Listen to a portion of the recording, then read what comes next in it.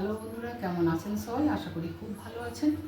আর আমিও গরমে মোটামুটি আছি বন্ধুরা। তো আজকে রবিবার, তো মাংস রান্না করছি। এই যে মাংসটা আমি ম্যারিনেট করে রেখেছি। হলুদ গুঁড়ো, লঙ্কার গুঁড়ো, জিরের গুঁড়ো, ধনের গুঁড়ো, একটু গোলমরিচের গুঁড়ো, সর্ষে, কাঁচা সর্ষের তেল, একটু ভিনিগার, লবণ দিয়ে এটা মেখে রেখে দিয়েছিলাম দিয়ে আগে।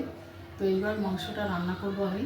কড়া তেল দিয়ে দিয়েছি, তেল গরম হয়ে গেছে। এখানে একটু গোটা গরম মশলা ফোড়ন দিয়ে দেবো। এই জন্য তেল কড়াই দিয়ে দেওয়া আছে। এখানে দুটো ছোট এলাচ, দুটো লবঙ্গ আর এক টুকরো চিনি ফোড়নে দিয়ে দিলাম। এখানে রয়েছে পেঁয়াজ কুচি, পেঁয়াজের কুচিটা দিয়ে দিচ্ছি। এটা ভেজে নেবো পেঁয়াজটা ভাজা হয়ে গেছে। এতে রয়েছে আদা, রসুন আর কাঁচা লঙ্কা বাটা, ওটা দিয়ে দিলাম। এর সঙ্গে টমেটো কুচি একটা,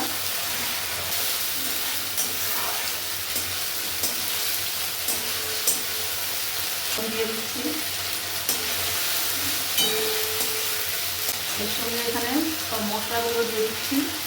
এখানে রয়েছে হলুদ গুঁড়ো, তোমার জিরের গুঁড়ো, ধনের গুঁড়ো আর ঝাল লঙ্কার গুঁড়ো, এখানে কাশ্মীরি লঙ্কার গুঁড়ো, সামান্য গরম মশলার গুঁড়ো আর এখানে রয়েছে গোলমরিচের গুঁড়ো। এগুলো সব দিয়ে দিলাম।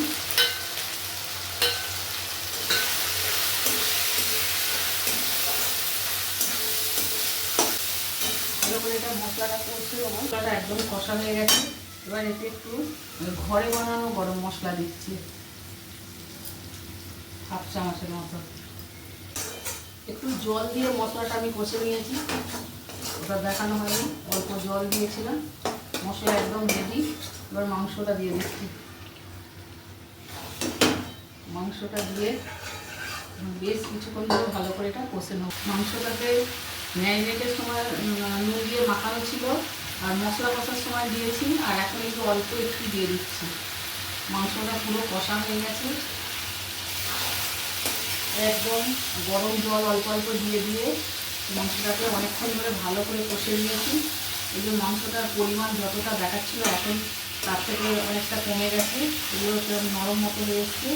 এখানে কয়েকটা পিস আলু ভেজে রেখেছিলাম, ওটা দিয়ে দিলাম। আলুটা আপনারা না দিতে পারেন, ম্যারিনেটের সময় লেবুর রসও দিতে পারেন। আমি একটু ভিনিগার দিয়েছি, লেবুটা ছিল না বলে।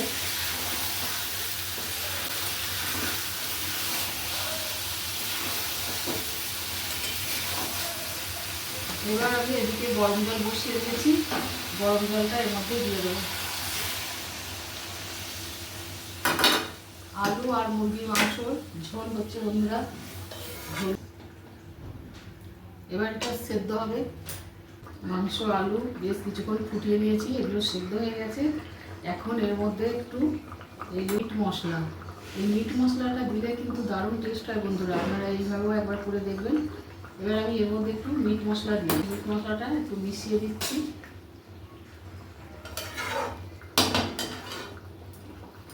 এই আছে, আর তো একটুখানি ঘি, হাফ চামচেরও কম, যেরকম পরিমাণ হবে সেরকম দেবেন। আলু আর মুরগির মাংসের ঝোল একদম রেডি বন্ধুরা, দারুণ টেস্ট হয়েছে। এইভাবে আপনারা করে খাবেন, দারুণ লাগবে। লাস্টে যেভাবে করলাম, লাস্টে একটু মিট মশলার বড় একটু ঘি দিলে এর টেস্টটা একদম দ্বিগুণ হয়ে যায়, দারুণ হয়। তো কেমন লাগলো আপনাদের অবশ্যই জানাবেন। ভালো লাগলে লাইক, শেয়ার, কমেন্ট করবেন।